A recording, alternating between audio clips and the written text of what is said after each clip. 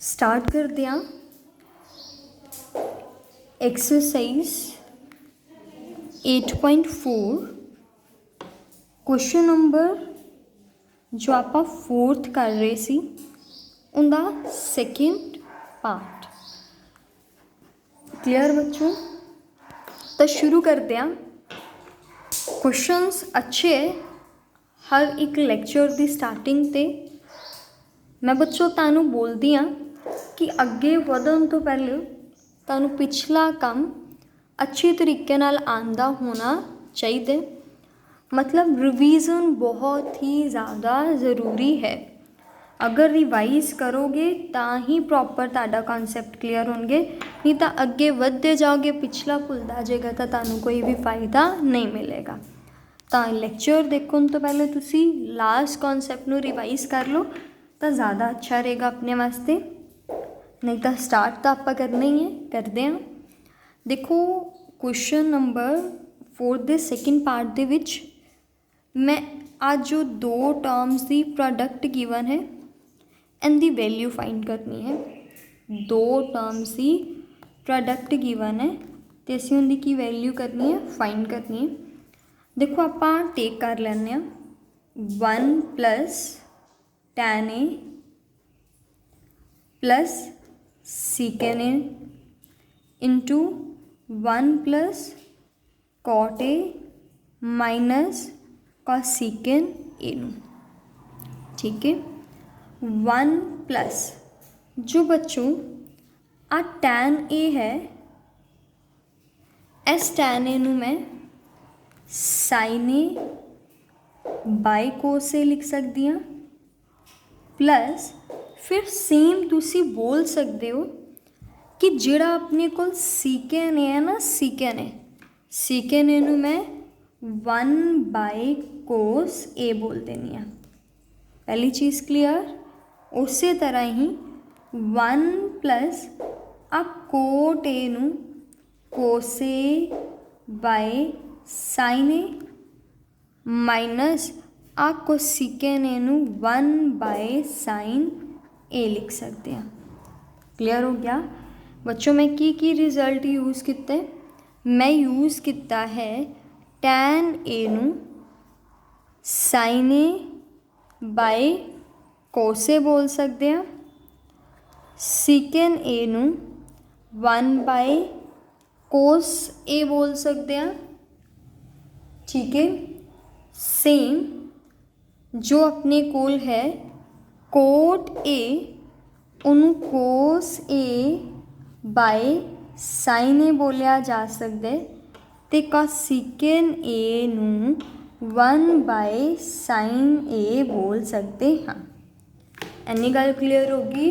1 bye sin A बोल सकते हैं। 1 2 3 ते 4 ये 4 चीज़ा मैं यूज़ कीतियां ने इत्थे। क्लीयर हो गया?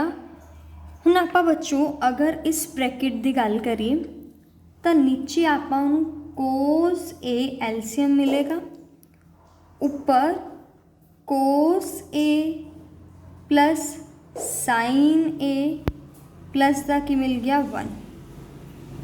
ठीक है, उस तरह ही नीचे अपने को की मिलेगा sin A। नीचे अगर अपने को sin A मिलिया तो ऊपर sin A plus cos A minus का की मिल गया 1। क्लियर है ना? तक समझ आ गया? इधर ही आपा की ले लिया फस्ट जो ब्रैकेट सी, असी फस्ट ब्रैकेट विच भी एलसीएम ले लिया तो असी सैकेंड ब्रैकेट विच भी की ले लिया एलसीएम। ओके, हुण देखो बच्चों अगर ध्यान नाल देखो, अगर मैं इस पूरे नू A बोला प्लस B बोला, इस पूरे नू A बोला माइनस B बोला तो A plus B into A minus B का फॉर्मूला लग रहा है। तो अपने कोल A plus B A minus B कितना होंगे? A plus B into A minus B the answer A square minus B square आ गया। ठीक है, ए स्क्वायर मतलब cos A plus sine A the square minus B square यानी कि 1 the square आ गया। नीचे अगर आप गल करिए तो अपने को कोसे इंटू साइन ए, कोसे इंटू की आ गया साइन ए, यानी गल क्लियर होगी, कोसे इंटू साइन ए बन गया। क्लियर है, इन्ना तक समझ आ गया। हुण देखो बच्चों, आप आ वाली चीज़ नूं सॉल्व करते हैं। ध्यान नाल देखना, थोड़ी शीट नूं सेट कर ली। अच्छा ठीक, देखो बच्चों अपने को cos A plus sine A the whole square minus 1 the square, और होल स्क्वायर ओपन करांगे तो A the square plus B the square plus 2 A B आ जाएगा minus 1 upon the which cos A into sine ए।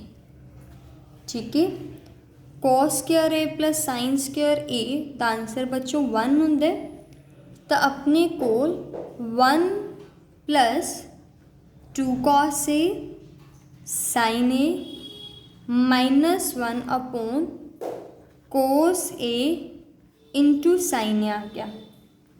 अब plus the 1 तो minus the 1 cut देने, तो 2 cos A sine A upon cos A sine ए मिल गया।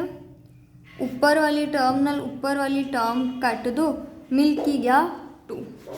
तो अपने को जो ऑप्शन नंबर सी है एक ही बन गया अपनी बिल्कुल राइट ऑप्शन। क्लियर है, दोबारा तो एक बार आप रिवीजन करते हैं इस क्वेश्चन की। देखो बच्चों ध्यान नाल देखना, क्वेश्चन बड़ा आसान है, अगर ठीक तरीके दे नाल समझोगे तो अपने कोल 1 plus tan A plus secant A into 1 plus cot A minus cosecant A सी। मैं फर्स्ट फैक्टर उठाया that is 1 plus tan A plus secant A. मैं दूसरा फैक्टर उठाया that is 1 plus cot A minus cosecant A. 1 plus देख के tan ए नूं की लिखिया साइन ए बाय कोस ए, सीकन ए नूं की लिखिया 1 बाय कोस ए। उस तरह कोट ए नूं लिखिया कोस ए बाय साइन ए, कॉसिकन ए नूं लिखिया 1 बाय साइन ए। ठीक है, नीचे लिया आप एलसीएम कितना आया, कोस ए ऊपर cos A plus sine A plus 1 बन गया। इधर अपने को sine A plus cos A minus का की मिल गया 1। इन्नी गल क्लियर होगी। A plus B A minus B the formula लग गया A the square minus B the square. नीचे तो कोस ए इंटू साइन ए अपने को पियाई होया सी। ठीक है, तो जदों आप होल स्क्वायर जो बनया उन्होंने खोलिया A plus B the whole square दा फॉर्मूला होंदे A square plus B square plus 2a भी आप लाया, तो अपने को तुसी देखिया भी cos square A plus sine square ए दी थां ते 1 लिख दो। आ चीज़ देख के लिख दी, बाकी सब कुछ सेम लिख दे दिता। प्लस दा 1 माइनस दा 1 कटता, 2 कोस ए साइन ए अपोन कोस ए साइन बन गया। कोस ए साइन ए कटिया गया, मिल की गया अपने को 2। क्लियर हो गया। तो आप अपनी ऑप्शन जो सी वो right option that is C option की कर दी मार्क। क्लियर। नेक्स्ट क्वेश्चन करते हैं, ये अपनी exercise 8.4 the fourth the third part है। क्लियर होगी। एक्सरसाइज 8.4 फोर्थ क्वेश्चन का थर्ड पार्ट है। देखो ध्यान नाल देखना है, बिल्कुल सेम जो आप last question which concept use किए और ये सेम कॉन्सैप्ट ही अपने इस क्वेश्चन के विच की होंगे यूज़ होंगे। क्लियर हो गया। जिवें अपना लेफ्ट हैंड साइड है, लेफ्ट हैंड साइड है सीकेन ए plus tan A into 1 minus sign A. Clear हो गया। हुण देखो सीकेन ए नूं आपां 1 बाय कॉस ए बोल सकते हैं प्लस टैन ए नूं आपां साइन ए बाय कोस ए बोल सकते हैं।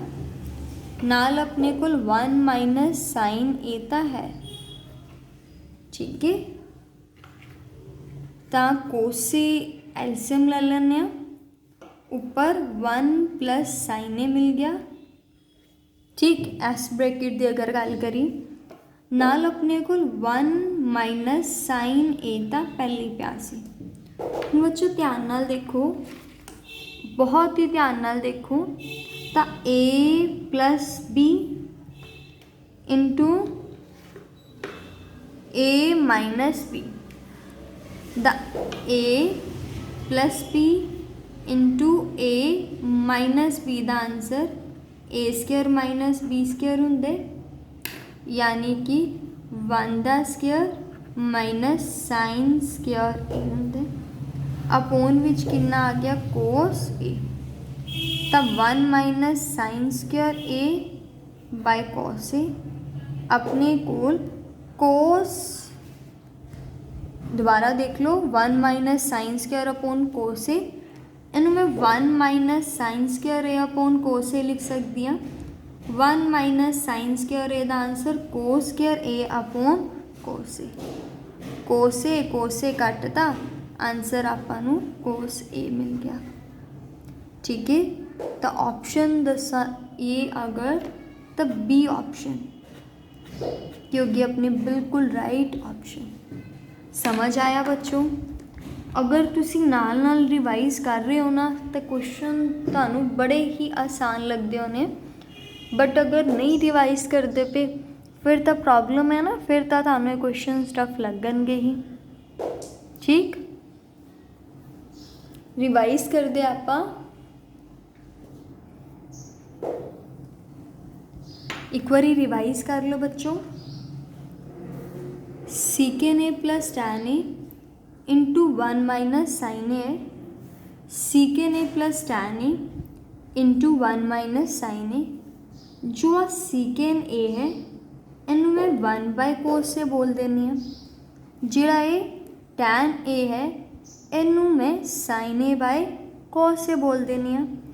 आ term as it is LCM लैके सेट किया तो ऊपर आ 2 ब्रैकेटा विखेगियां, ये 2 ब्रैकेटा ते अपना वाला रिजल्ट लग्या, तो अगों आपां नूं सॉल्व किया तो आंसर अपने कोल क्या आ गया कोस ए। डी ऑप्शन की होगी अपनी बिल्कुल right option. Let's start students. Question number 4th part B 4th exercise 8.4, ठीक है। 4th exercise 4th question the 4th part है, ठीक है बच्चों। तो स्टार्ट करते हैं। बहुत ही आसान क्वेश्चन बच्चों, देखो कि मैं 1 plus tan square A upon 1 plus जो कॉट स्क्वायर ए है ना, जो कॉट स्क्वायर ए है उन्हों में 1 बाय टैन स्क्वायर ए बोल देनी है, is equal to 1 plus tan square A upon, नीचे ले लो टैन स्क्वायर ए एलसीएम, तो ऊपर अपने कोल टैन स्क्वायर ए प्लस 1 आ गया। बच्चों नीचे अगर अपने कोल फ्रैक्शन बनती हो तो रेसिप्रोकल हो जाती, तो अपने कोल 1 प्लस टैन स्क्वायर ए इंटू टैन स्क्वायर ए रेसिप्रोकल कर देने, tan square A upon 1 plus tan square ए बन गया। ਐਂ करो बच्चों, ਕੱਟ दो उन्होंने, तो अपने को कितना मिल गया, tan स्क्वायर ए। ऑप्शन कौन दसेगा तुसी, ਕਿਹੜੀ ऑप्शन, बिल्कुल डी ऑप्शन राइट ऑप्शन। कुछ मुश्किल नहीं सी इस क्वेश्चन दे विच।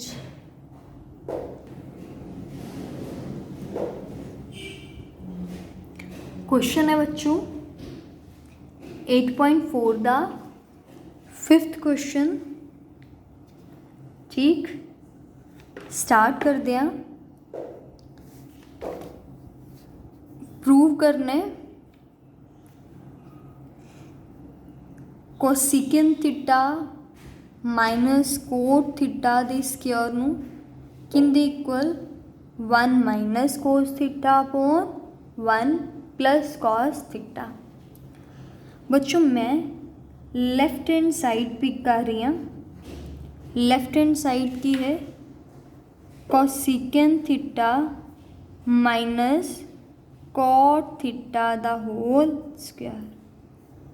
ठीक है, कोसिकेन थीटा नूं मैं 1 by sine theta minus cot theta नूं मैं कोस थीटा बाय साइन थीटा दा की लिख सकती हाँ, होल स्क्वायर। ठीक है बच्चों, आपां की करते हैं, साइन थीटा एलसीएम ले लेने ते उपर 1 माइनस कोस थीटा दा की आ जाएगा होल स्क्वायर। ठीक है, इन्ना तक क्लीयर होया बच्चों। 1 माइनस कोस थीटा दा होल स्क्वायर ऊपर वाले दा अलग कर दो, नीचे वाले दा होल स्क्वायर अलग कर दो। एक बारी इन्ना तक समझने। लेफ्ट हैंड साइड लई कोसिकेन थीटा माइनस कोट थीटा दा होल स्क्वायर नूं इक्वल प्रूव करना है किंदे, होल स्क्वायर लिख दो देख के। ओके, कोसिकेन थीटा नूं 1 by sine theta and cot theta नूं cos theta by sine theta. Sine theta आपां एलसीएम ले लेने तो उत्ते 1 माइनस कोस थीटा बन जाएगा। 1 माइनस कोस थीटा दा स्क्वायर अलग, साइन थीटा दा स्क्वायर अलग। ठीक है बच्चों, आपां नूं पता है कि जो sign square theta plus cos square theta है वो बराबर 1 हुंदे। साइन स्क्वायर थीटा नूं मैं 1 माइनस कॉस स्क्वायर थीटा बोल सकती हाँ। फिर तुसी बोलोगे अब 1 नूं 1 दा square minus cos square theta बोल दो, बोल देने आपां। ठीक है, तो देखो a square minus B square दा answer a minus b into a plus b आ गया। यानी कि जिथे साइन स्क्वायर थीटा है ना, साइन स्क्वायर थीटा उनकी जगह ते मैं लिख सकती हाँ कि 1 minus cos theta into 1 plus cos theta. बच्चों देखना है 1 माइनस कोस थीटा दा होल स्क्वायर देख के इनकी जगह ते लिखो भी जो फैक्टर बनाए सी, एक 1 माइनस कोस थीटा ते एक 1 प्लस कोस थीटा। ओके, आ स्क्वायर त्या कटिया गया तो अपने को बच्चों 1 minus cos theta upon 1 plus cos theta मिल गया। ये बच्चों अपनी राइट हैंड साइड है।